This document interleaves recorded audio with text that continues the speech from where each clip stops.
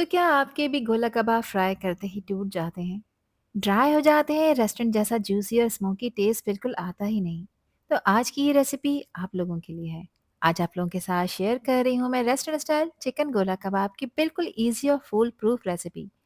और इस रेसिपी के बाद ना ही कबाब टूटेंगे और ना ही ड्राई होंगे। और सबसे अच्छी बात यह है कि आप इन्हें एक ही दफ़ा ज़्यादा क्वांटिटी में बनाकर फ्रीज़र में स्टोर कर कर भी रख सकते हैं। जब भी मेहमान आ जाए या जल्दी में कुछ टेस्टी बनाना हो, सिर्फ निकालें और फ्राई करें।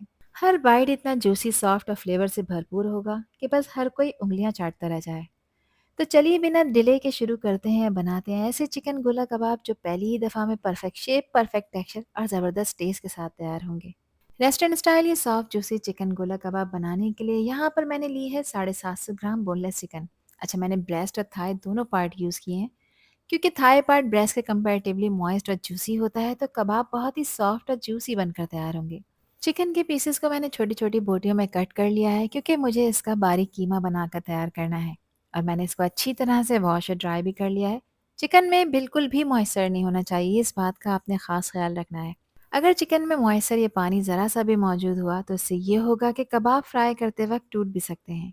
अब यहाँ पर सबसे पहले कुछ सब्जियों को चॉप कर रही हूँ, जिसके लिए लिया है मैंने 1 कप धनिया, जिसको मैंने अच्छी तरह से वॉश और ड्राई कर लिया है। 5 से 6 मैंने हरी मिर्चें इसमें ऐड की हैं, जो कि तीखी वाली हैं। और इन मिर्चों की क्वांटिटी आप अपने टेस्ट के हिसाब से कम और ज़्यादा कर सकते हैं। चॉपर में डालकर इन दोनों चीज़ों को बिल्कुल बारीक चॉप कर लेंगे। सब्जियों को चॉप करने का मकसद पहले ये है कि अगर आप इसे चिकन के साथ चॉप करेंगे तो ये फाइन चॉप नहीं हो सकेंगी, तो इनको फाइन चॉप करना है। अब यहाँ पर इसके बाद इसमें ऐड कर दूँगी मैं चिकन, और चिकन को भी इसमें डालकर इसका बारीक कीमा बना लूँगी। अच्छा, बहुत सारे लोग ऐसे होते हैं जिनके पास चॉपर नहीं होता, तो कोई परेशानी की बात नहीं। पहले आप चिकन लें, उसको अच्छी तरह से वॉश और ड्राई करें। कंप्लीटली ड्राई करने के बाद उसको कसाई से कहकर मशीन का बारीक कीमा निकलवाना है 2 से 3 दफ़ा। अब मेरे पास क्योंकि चॉपर मौजूद है, तो मैं इसका कीमा घर में ही निकाल रही हूँ। तो यहाँ मैं अब आपको इसका टेक्सचर भी चेक करा देती हूँ कि कीमे को आपने कितना बारीक रखना है। कीमे को बिल्कुल बारीक चॉप करना है। इससे ये होगा कि कबाब बहुत ही सॉफ्ट और स्मूथ बनकर तैयार होंगे और इसका टेक्सचर भी बिल्कुल परफेक्ट रहेगा। 2 मीडियम साइज़ की प्याज़ थी, जिसको मैंने फ्राई कर लिया है, ये इसमें ऐड करेंगे। फ्राइड प्याज़ ऐड करने से कबाब बहुत ही सॉफ्ट बनते हैं। कुछ मज़ीद चीज़ें ऐड कर लेते हैं। 1 टेबल स्पून इसमें अदरक और लहसुन का पेस्ट ऐड करूँगी, जो कि हमारे कबाबों को परफेक्ट बेस देगा। 1.5 टीस्पून मैं इसमें नमक ऐड कर रही हूँ, और नमक आप हमेशा अपने टेस्ट के अकॉर्डिंग ऐड किया करें, जितना खाना आप पसंद करें। लाल मिर्चों का पाउडर भी 1 टीस्पून है, इसके अलावा 2 टीस्पून मैं कुटी लाल मिर्चें भी ऐड कर रही हूँ, क्योंकि स्पाइसी से कबाब बनाकर तैयार करेंगे। मिर्चों की क्वांटिटी भी आप हमेशा अपने टेस्ट के अकॉर्डिंग रखा करें। 1 टीस्पून ज़ीरे का पाउडर, हाफ टी स्पून खुशबूदार गरम मसाला, क्वार्टर टीस्पून मैंने इसमें बेकिंग सोडा ऐड किया है। बेकिंग सोडा ऐड करने का मकसद ये है कि इससे कबाब बहुत ही सॉफ्ट और टेंडर बनकर तैयार होंगे। साथ इसमें 1 टेबल स्पून मैंने धनिया का पाउडर डाला है। 2 टेबल स्पून इसमें मैं दही ऐड कर रही हूँ, और ये हंग योगर्ट है। यानी दही को मैंने छन्नी में रखा था, इसका एक्स्ट्रा पानी निकाल दिया है, फिर इसमें ऐड किया है। दही में भी पानी नहीं होना चाहिए। 2 ब्रेड के स्लाइसेस को मैंने क्रम्स बना लिया है, और ये तकरीबन 3/4 कप के बराबर है। ब्रेड क्रम्स ऐड करने से कीमे के अंदर जो भी मॉइस्चर होगा, ये ब्रेड क्रम्स इसको एब्ज़ॉर्ब कर लेंगे। आप इसकी जगह पर यहाँ पर 2 से 3 टेबल स्पून बेसन भी ऐड कर सकते हैं। इसे कवर करेंगे, कवर कर कर अगेन 2 से 3 मिनट के लिए चॉप कर लेंगे, ताकि जो भी इंग्रीडिएंट्स इसमें ऐड किए हैं, ये सब कीमे के साथ वेल कंबाइन हो जाएँ और मिक्सर बिल्कुल स्मूथ हो जाए।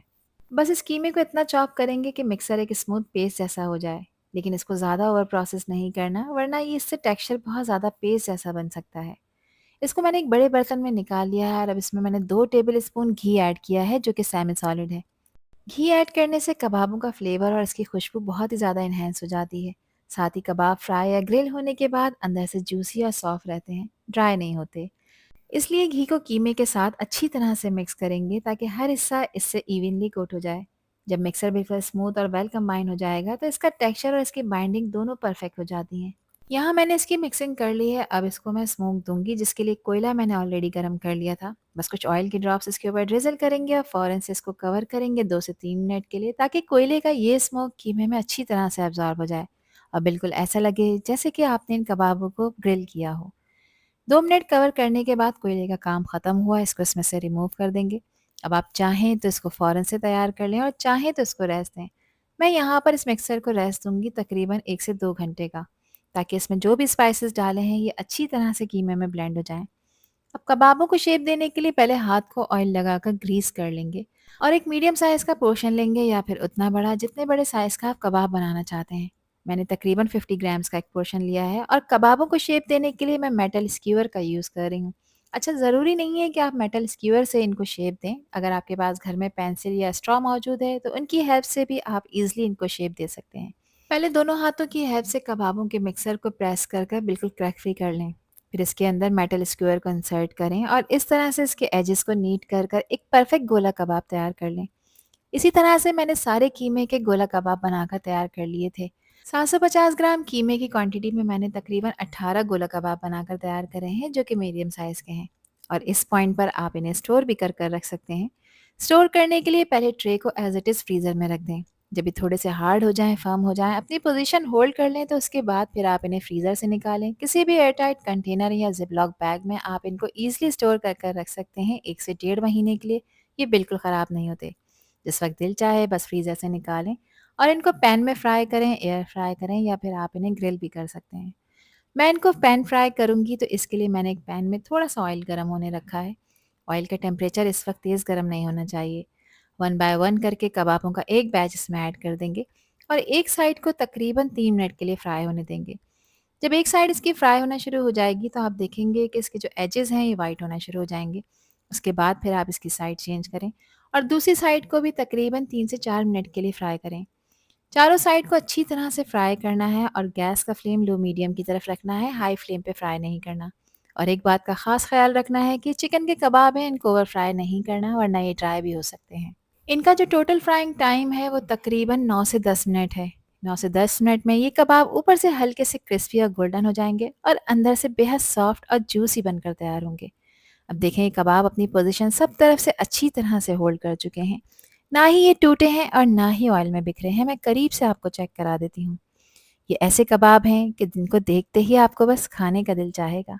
एक खूबसूरत से प्लेटर में जिसको सजाया है मैंने फ्रेश सैलेड के साथ और मज़ेदार हरे धनिए पुदीने के रायते के साथ, जिसकी रेसिपी मैं कई दफ़ा अपने वीडियो में आपके साथ शेयर कर चुकी हूँ।